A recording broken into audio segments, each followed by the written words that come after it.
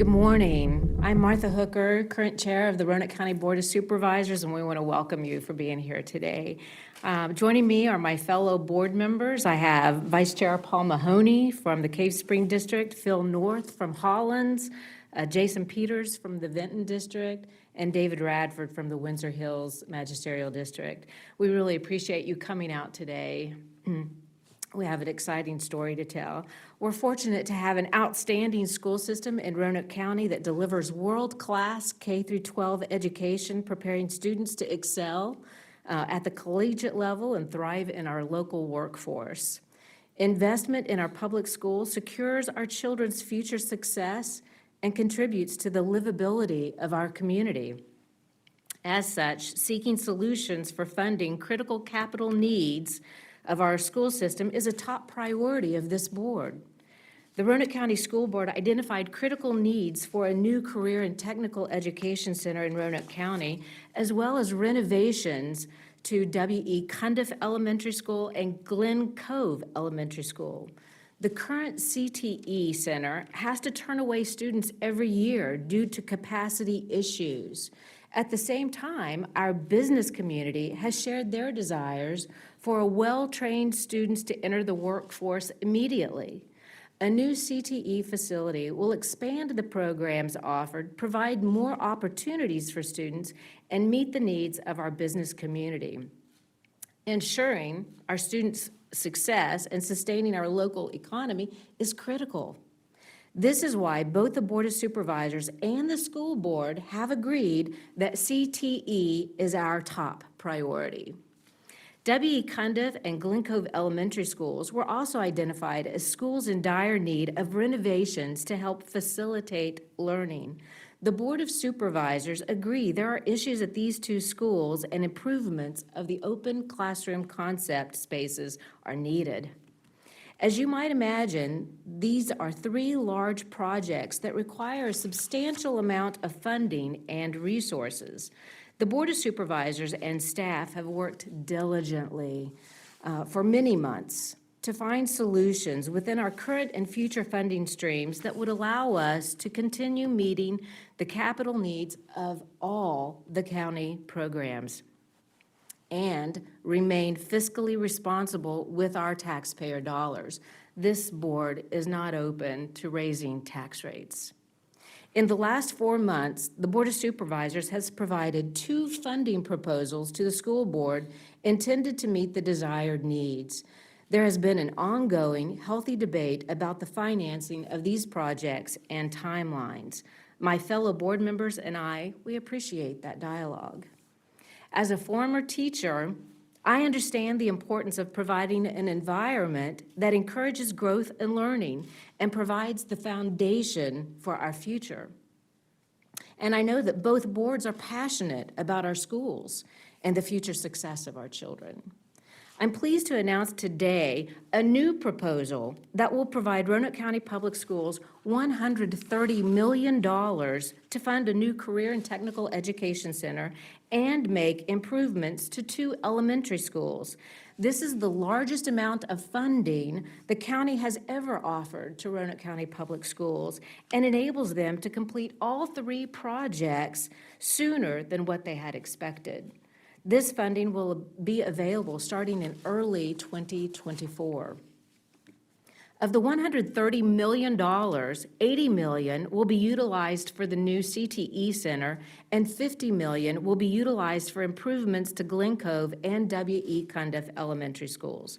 The school system has already received recommendations for renovations studies for the elementary schools, and much progress has been made in planning for the new CTE Center, including the purchase last year of 28 acres of land for $4.1 million to build the new facility. I'm proud that we've been able to secure this record amount of funding for our school system. We've paved the way for them to advance their capital projects and ensure educational needs of our students are met. My fellow board members and I will approve this proposal at a future board meeting, and it is our hope that the school board will do the same and enable these critical projects to move forward. It's time. Again, thank you for coming today and sharing this news with our community. I'm happy to answer any questions you may have. Can you explain to us how this differs from previous proposals that you all? Well, we've been meeting and having, conversations ongoing. I think there's a willingness now to understand that the schools may be a little more considerate of some of the scope and make sure that the scope is directed towards the population needs. And as the population changes, we want it to be right-sized. And so there's been some ongoing discussions with that. Do you have an idea of the timeline of these renovations, or is this, that comes after? I think it comes after. We know, as I said, that the funding will be available early 2024. So it'll be up to them to have all the projects in order to continue forward. And I'm happy to have other people jump in here. Anybody else? Just a comment. Just a comment, if you will. The schools have been great partners. Recently, they filed for a construction grant in the new program the Commonwealth of Virginia has for a grant, and they hope to hear from that sometime between now and July 1st. And if that doesn't work out, there's some other things that we can talk about in the future. Awesome. And I know that Jason was instrumental in some of the development of this latest proposal. Jason, did you want to speak to that or anything? Well, Joe, to your point, I think that the way this one differs is that we have come together. We have been, as a board, working on a MOU type of document since December, and we have consistently been working on that document. And I think this proposal lays out a cash portion that we will be funding, partnering with the schools to pay $5 million each, but then the rest of it would be debt funded, so that we would stay within our debt ratios that we've been most concerned about, because we do not want to put additional burden on the citizens of Roanoke County, nor as Martha mentioned earlier, the threat of increasing taxes. If anything, we're trying to do the opposite. So I think that's been the key point of what we did to take away here. And also, it was once we started gathering information on the elementary schools, or rather the school system, started gathering that information and passing it to us, we then went back and had a discussion about, what about setting a dollar amount to help bring that construction, build, design into certain scopes. So that way we know we could fund it. I represent the Benton District. I know Martha's in Catawba. I've spoken many times about Cundiff, where I went to school. It's not a good place. Excuse me. The structure is not a good place. The staff and teachers are wonderful, even the ones I had 35 years ago. But the open concept is something that needs to be addressed. And I have a vested interest in it because it does represent my community. Cundiff along Glen, Cove needed to be done. And the CTE is something we've all been passionate about, especially when we found out that 300 plus kids are being turned away each year. So we know this is a need for not only our schools, but for our community. We want future development for businesses, and we feel like this is a step in the right direction. When was the last time that Cundiff was updated or modernized? I don't know that it has been at all. I think they did some minor renovations. Minor, but not but I anything think, substantial. but I think those are mainly for security purposes.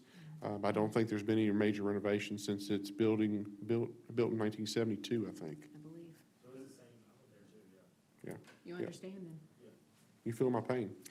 Does this address the school board's concern that $21 million, they didn't have the capacity to fund it themselves, so Well, I guess that's the bottom line. So, as Martha said, I brought this to the board. Again, we have been working on this diligently since December.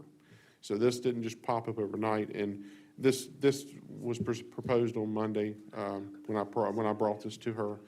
And one of the things I was looking for is that way that we could remove that 21 million, remove that point of contention, but also compromise on both sides, so that we were compromising on what we were wanting from CTE, that they can bring down the construction, the renovation of the two elementary schools, bring those down a little bit and fit it within this debt structure and the cash portion of it as well. So that would remove the $21 million issue that we were struggling with, how we were going to finance that $21 million.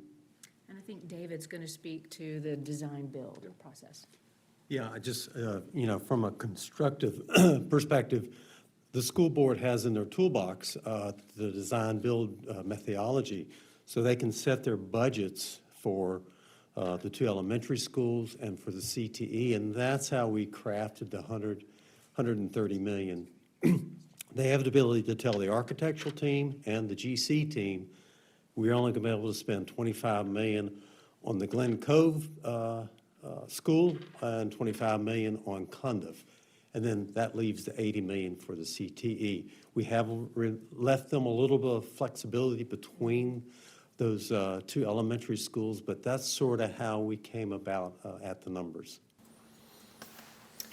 Thank you. I think that's all. Go ahead. Have you had any reaction from the school board members on their interest? I think their initial reaction is positive, and there may be some small nuances that we go through and look at, but I think we're all pleased. So we're really looking at this day and this announcement truly as a celebration, because this has been an ongoing issue that's been difficult for both sides. You know, we certainly want to meet the needs of the students. As a former teacher, I desperately understood some of those concerns, but today is a day of celebration. We have the funding available, and I think that we feel very positive going forward. Anything else? Yes, sir. And just let me clarify what I made mention of on school construction grants. The Commonwealth approved $400 million. This is the first time they've done this for school construction grants. And the program application process took effect back in March. So by July 1st, we may know. Superintendent Nicely and the school board submitted a proposal that would give us 20% of the cost of the CTE school if we're successful.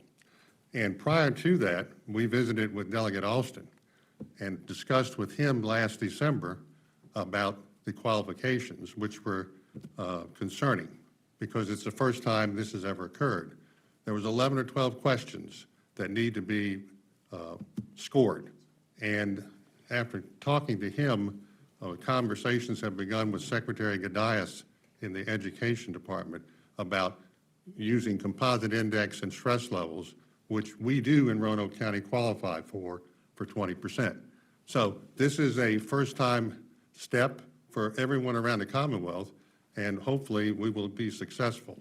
And if not, there is a plan B, but I can't go into that right now. So I just wanted to give you some more information on that. Thank you. Any other questions? Yes. Can you just touch a little bit more on the opportunity and the impact of development that the CTE Center will have on the area?